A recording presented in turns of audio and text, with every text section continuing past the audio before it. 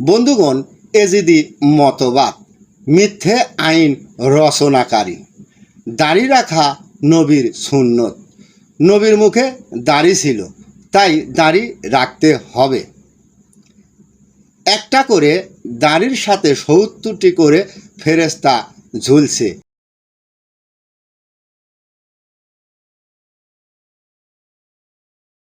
কিন্তু মুহাম্মাদি ইসলাম বলে, দাড়ি দিয়ে নিজের ছেলে মেয়ের বিবাহ বন্ধনের জন্য বিশেষ প্রতীক হিসাবে দেওয়া হয়েছে, যা ফরজ, সুন্নত, ওয়াজিব।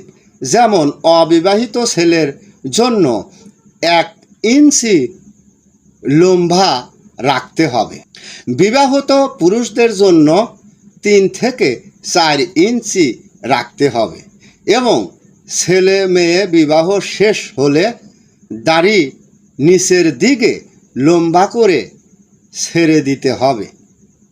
ছেড়ে দেওয়াটাই হলো ওয়াজিব। এছাড়াও দাড়ি রাখার পর ৭০টি কথা বলার আগে ওই কথার বিচার করতে হবে, ভেবে নিতে হবে, তারপর সঠিক কথা বলতে হবে। বিশেষ আইন।